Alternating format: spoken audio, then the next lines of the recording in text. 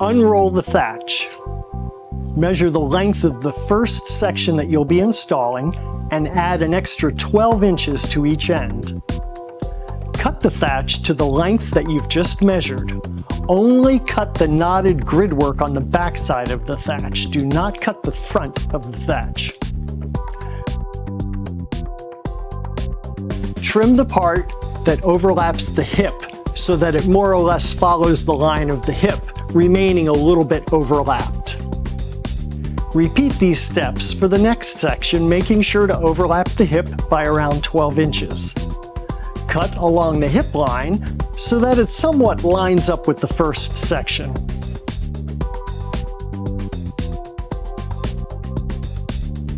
Staple the overlapped hip sections to the hip so that they are solidly anchored to the roof.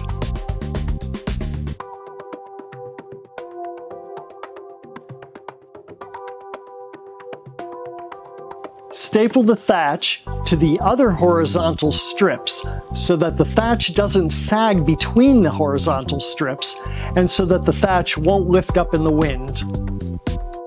When you staple, much like when you cut, make sure that you staple through the gridwork on the back side of the thatch. You don't want to put staples through the front of the thatch where you can see them. Cut a 12-inch wide strip for the hip. Attach the hip piece to the hip. Don't worry if it sticks out here and there. The next row will cover and blend it. Don't be afraid to tweak and manipulate the thatch so that it looks the way you want it to look.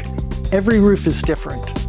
For the next row, you can overlap the first row as much or as little as you like, but overlapping the first row by 50% gives a really nice look. Repeat the process for each additional row where you pre-cut the section, leaving an additional 12 inches on each side, overlap the hip, trim the hips, and install a 12-inch wide hip piece. Staple the overlapped hip sections in several places so that they are solidly anchored to the roof. Repeat the process for each additional row, measuring, adding an extra 12 inches, overlapping the hip, trimming along the hip line, joining the two sections together and putting a hip piece on top. For our ridge treatment, we are attaching a half-round piece of bamboo to the ridge. Notice how the second row with the hip piece covered and blended that first row really nicely, so everything's working together. Where you install the first row is going to determine how far the thatch overlaps. For example, in ours, we have it overlapping about 16 inches, but if you want it to hang down further, just start that first course lower. If you want it to hang down less, start it higher. And speaking of courses, normally we like to overlap the first row by about 50%. The first row comes up to about here, so we're putting this one on and it's covering about 50%, getting double coverage.